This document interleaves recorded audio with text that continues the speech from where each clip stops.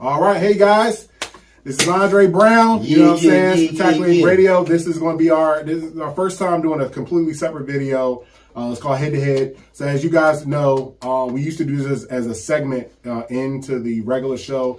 But, I got a lot of, I wouldn't say complaints, but a lot of concerns with us, especially speeding through movie and TV streaming station where people are like watching shows want us to talk about it. We got to, ruffle through because we had to take time to do this. So now we're doing it as a separate video. So I'm Andre. Ahmad.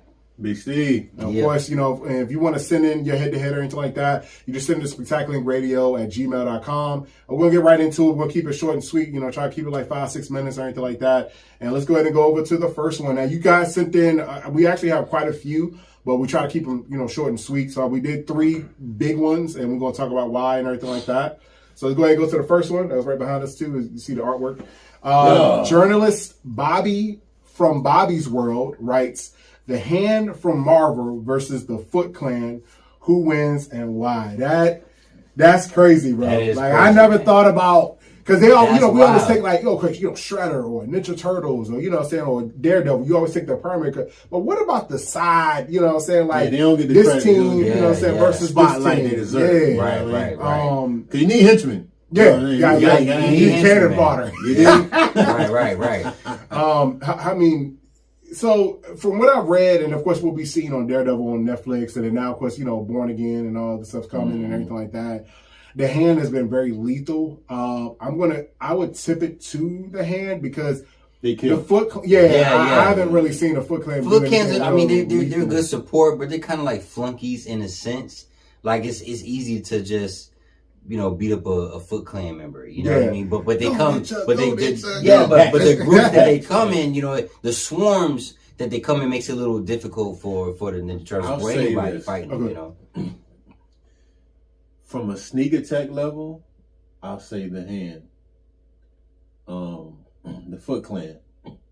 From a sneak attack level? Yeah. Foot Clan, okay. Because they're really like ninjas. They are ninjas. They're quite. Yeah. They're on the scale of kind of almost like Batman, because you never know. Something's there, but you don't see them until it's too late. And I feel like on a sneak attack level, but like head to head, I'm going with the Hand. Yeah. I agree. Head to head, just straight up. Let's go. But from a sneak attack, actual ninja level, the Foot Clan got them all. They're very stealthy. Because they can, prep time and get you in the trap by the time you realize, it's too late. Yeah, you in the net. Exactly. They got the smoke bomb. Smoke bomb. What? So from a sneak attack, but head to head, I'm gonna go with the Hand. Me too. Yeah. All right, next one. Keeping it 100. Always. Omni-Man versus General Zod.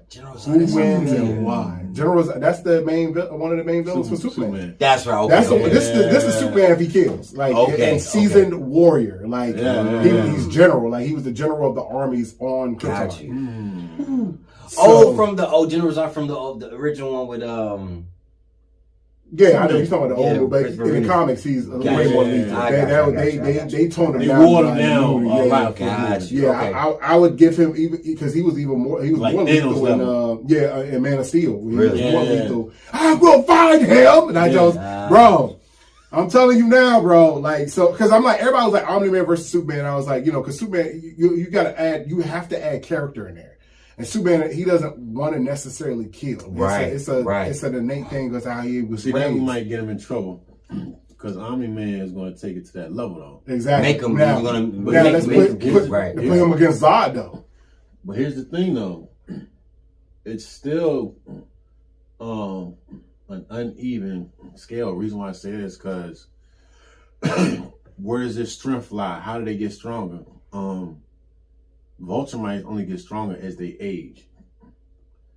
Zod can get because of the sun. So if he goes to the sun, he become Phoenix. Yeah, y'all God level strength. You know what I'm saying? Right. But if we're doing just mediocre strength that they have now, no super saiyan, no super power ups, hand to hand, it's going to be a long fight. Oh, it's gonna be really long. Yeah. Cause both of them, they broke. Yeah. But the thing about it, they're both seasoned fighters. True, that's true too. Right. They're both kind of like almost the same. It's just where the strength level is because they both have their own race. They both conquered other races. Right. They're pretty much both generals. Yeah, exactly. So I mean, this is a good ass matchup. Hell yeah, man. But it goes back to the strength level of endurance and who can hit the hardest balls. Yeah. So I'm going to go with Zod from who they are because he can get stronger during the fight. That makes sense. You understand what I'm saying? Yeah. Opposed as Omni-Man, he just have to live longer. So head to head, General Zod can charge up as he fights. Right. Because of where he gets his strength. He can get beat down and still charge up. See what I'm saying? It's kind of like Super Saiyan right now. Right. As far as Omni-Man, with the strength he has now, is what he has to work with. Yeah. And judging from right there, I would say General Zod. Now, if it was drag against General Zod, then that might be a whole different conversation. Yeah.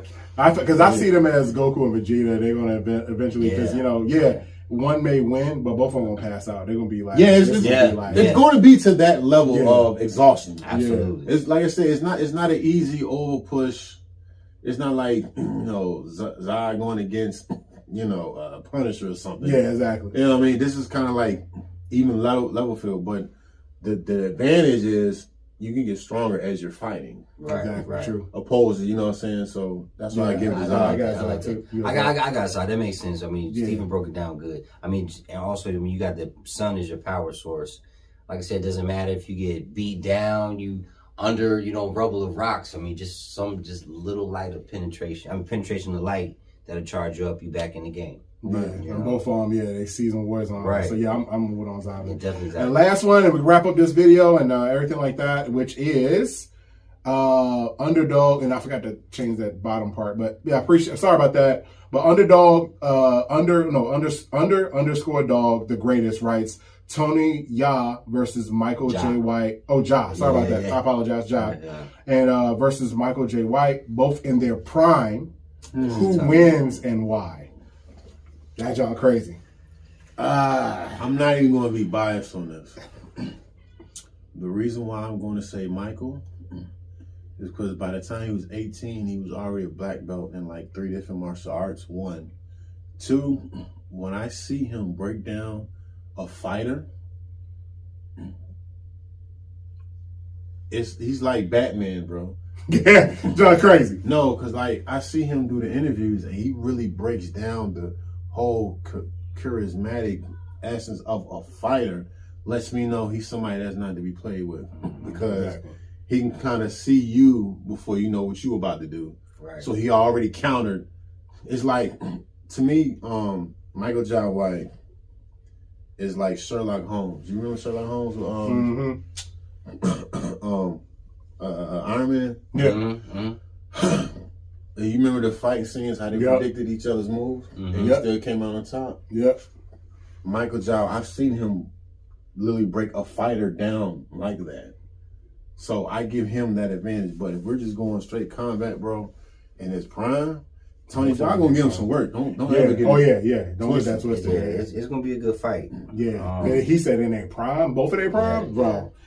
That's gonna be a long fight. That's gonna be another long fight too. That ain't gonna be just like, like, nah. It's gonna be a long fight. Michael J. White, he's good at defense and he's good at reading his opponent. He can see the strike coming before it gets there. But you gotta think too. One advantage, now that I think about it, Tony Jaa is kind of unorthodox. Mm-hmm. And he's it'll be kind of really hard to try to predict what he's gonna do. He's good with close combat because he does the Muay Thai, so it's that's his base. It's but majority he does elbows and knees. Yeah. But he does like acrobats. Like he's nimble. He can flip. He can probably get out of different holds and stuff. Like he's like slithery paws. You know what I'm saying? Like it'll be tough to get to him, but as far as the defense of Michael J. White, like he's good at reading quickly, like, blocking, and he's a little bit taller than Tony Jaa, so he might have a little more reach. But if Tony Jaa gets in close, being that he specializes in elbows and knees, he could do a lot.